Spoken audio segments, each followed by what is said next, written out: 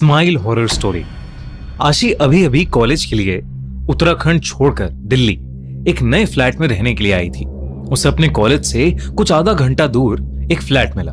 अगले 2 दिन आशी और उसके मम्मी पापा जो उसे छोड़ने आए थे उसका घर सेटअप करने लगे। घर सेटअप करते हुए उन्हें पिछले ओनर्स का एक गत्ते का बॉक्स मिला, पर उसे उन्होंने जैसे तैसे का साइड में छोड़ दिया। 3 दिन बाद आशी को अलविदा कहकर उसके मम्मी पापा वापस अपने घर उत्तराखंड निकल गए। जाते जाते आशी की मम्मी पीछे मुड़ी और कस के उसे दोबारा गले लगाकर कहने लगी कि उन्हें कुछ अजीब सी बेचैनी हो रही है। अच्छा होता अगर आशी इस बेचैनी को थोड़ी और सीरियसली लेती, क्योंकि अगले कुछ दिनों में जो उसके साथ घटने वाला था वो किसी ने भी सोचा नहीं था। आशी को फोटोग्राफी और एडिटिंग का बहुत शौक था और वो इसी फील्ड में आगे भी कुछ करना चाहती थी, मगर घर पर पैसों की थोड़ी कमी होने की वजह से वो कभी अपने लिए प्रोफेशनल कैमरा खरीद नहीं पाई थी। पर वो दिल्ली आकर खुश थी। उसने कॉलेज में बहुत से दोस्त बना लिए थे। आने वाले सैटरडे को उसने अपने दोस्तों के लिए एक छोटी सी पार्टी भी रख ली। देखते ही देखते फ्राइडे आ गया। कॉलेज से लौटते ही उसने पार्टी के लिए घर की साफ सफाई शुरू कर दी। बालकनी साफ करते हुए उसकी नजर कोने में पड़े उस गत्ते के बॉक्स पर पड़ी, जो इतने समय से बाहर पड़े पड़े बिल्कुल सड़ गया था। उस बॉक्स से सड़ रहे गत्ते की स्मेल आ रही थी, मगर न जाने क्यों वो आशी को अपनी तरफ आकर्षित कर रहा था। जब आशी ने वो बॉक्स खोलकर देखा तो उसमें पुराने सामान के साथ एक विंटेज कैमरा और एक रील पड़ी थी। आशी ये देख बहुत खुश हो गई और उसने झट से वो कैमरा खोलकर पुरानी रील हटाई और नई रील भर उससे फोटो खींचनी शुरू कर दी। वो कहीं ना कहीं हैरान भी थी कि इतने पुराने बॉक्स में जब बाकी सब तबाह हो चुका है तो एक कैमरा अभी तक कैसे चल रहा है। पर उसने अपने इन सारे ख्यालों को साइड में रखा और जल्दी से जाकर बाहर लगे फूलों, गमलों और पौधों की फोटो खींचने लगी। आशी के फ्लैट के ठीक सामने एक बूढ़ी आंटी मिसेस कौशिक रहती थी, जो हर सुबह उसे कॉलेज जाते समय गुड मॉर्निंग कहा करती। उन्हीं आंटी और उनकी बिल्ली को बालकनी पर देख आशी ने उनकी भी कुछ फोटोज खींची और सोचा कि उन तस्वीरों को वो डेवलप करवाकर आंटी को गिफ्ट करेगी। अगले दिन सुबह सुबह आशी ने पास के एक फोटो स्टूडियो से सारी तस्वीरें डेवलप करवाई और एक एनवेलप में डालकर सीधा मिसेस कौशिक के पास चली गई, जिन्हें वो फोटोज बहुत ज्यादा पसंद आई। जब आशी घर लौटी तो उसने बाकी तस्वीरों को भी देखना शुरू किया और हर तस्वीर में उसे एक बहुत ही अजीब चीज नोटिस हुई। उस कैमरा से ली गई हर तस्वीर के बैकग्राउंड में कहीं ना कहीं एक बहुत ही धुंधला सा साया था, जिसके मुंह पर एक मुस्कान थी। उन फोटोज को देखते देखते आशी उनमें कहीं खो सी गई। उसे ऐसा लगने लगा कि जैसे उस साये की मुस्कान धीरे धीरे हर तस्वीर में बढ़ती जा रही है और हर दूसरी तस्वीर में वो कैमरा के करीब आता जा रहा है। तभी अचानक आशी के घर की घंटी बजी। जब आशी ने दरवाजा खोला तो वहां उसके दोस्त खड़े थे। सैटरडे आ चुका था और उसके दोस्त हाउस पार्टी के लिए पहुंच गए थे, पर आशी को अपनी तबीयत थोड़ी खराब लग रही थी, इसलिए उसने पार्टी कैंसिल कर दी और अपने फ्रेंड्स को वापस भेज दिया। जब वो अपने कमरे में वापस आई तो उसका ध्यान फिर से उस कैमरे पर गया। आशी ने इस बार उस कैमरे से खुद की शीशे में थोड़ी तस्वीरें खींची। तभी अचानक उस शीशे पर एक क्रैक बनने लगा। ये देखकर आशी के हाथ से वो कैमरा छूट गया। आशी जैसे ही पीछे मुड़ी उसे खुद की रिफ्लेक्शन शीशे में दिख रही थी, मगर उस रिफ्लेक्शन में उसके हाथ में कैमरा अभी भी था और उसके मुंह पर वैसी ही भयानक स्माइल थी, जिसे देखकर वो बहुत जोर से चिल्लाई और वहां रखी चेयर से टकराकर नीचे गिर गई। जब वो उठी तो वो शीशा बिल्कुल नॉर्मल था, बस उस पर एक क्रैक था। उसे लगा ये सब उसका वहम है, इसलिए वो चुपचाप जाकर सो गई। 2 दिन बाद आशी की पढ़ते पढ़ते अपने लिविंग रूम में ही दोपहर में आंख लग गई और रात को उसकी नींद 3 बजे खुली।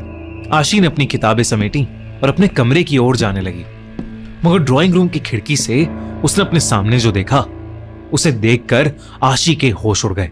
मिसेस कौशिक अपनी बालकनी पर खड़ी थी, लेकिन उनके चेहरे पर एक बहुत बड़ी मुस्कान थी, बिल्कुल वैसी ही जैसे उसकी बाकी तस्वीरों में थी।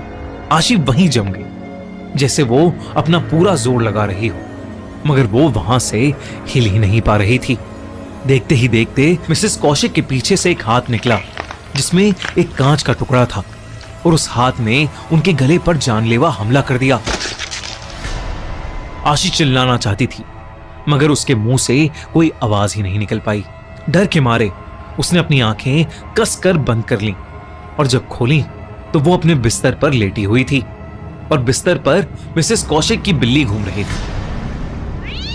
इसे सपना समझकर आशी दोबारा सो गई। आशी सीधा अगली रात 9 बजे अपने दोस्त के कॉल से उठी और उसने उस बिल्ली को वहीं कमरे के कोने में बैठा हुआ देखा। वो बिल्ली गौर से एकटक बस उस कैमरे को देखी जा रही थी, पर आशी की आंखें खुली की खुली रह गईं जब उसने अपने बिस्तर पर उस बिल्ली के पंजे से लगे हर तरफ खून के निशान देखे। आशी ने भागकर वापस अपनी खिड़की पर जाकर देखा तो मिसेस कौशिक वहीं थी जहां उसने कल रात उन्हें खड़ा देखा था और उनके हाथ में वो कांच का टुकड़ा था। उनके बगल में उनकी बिल्ली एक खून के तालाब में बैठी अपने पैर चाट रही थी। आसपास के फूल मुरझा गए थे और गमलों में सारे पौधे भी मर गए थे।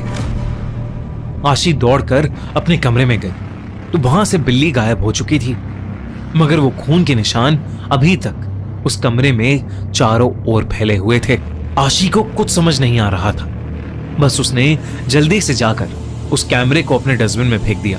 तब उसकी आंखें बॉक्स में पड़ी पुरानी वाली रील पर पड़ी।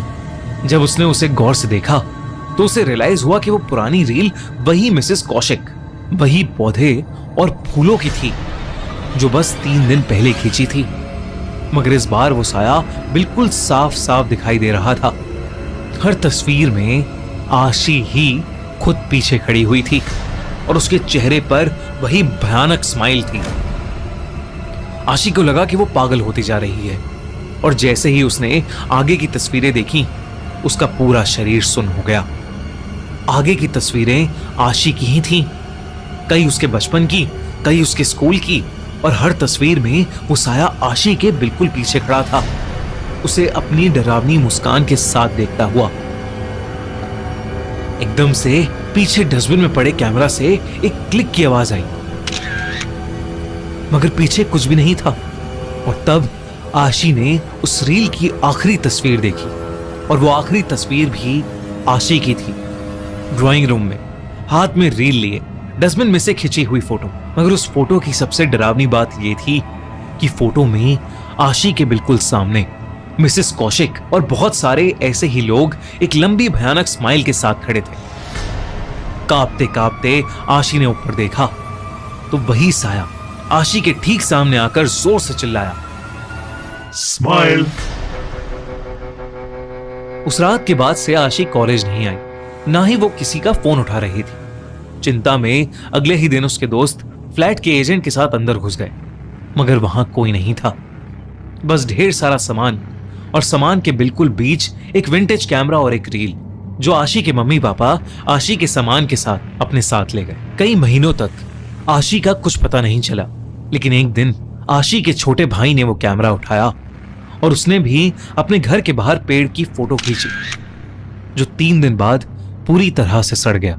जब उसके छोटे भाई ने वो फोटो डेवलप कराई तो उसे दिखा कि उस पेड़ के पीछे आशी खड़ी थी।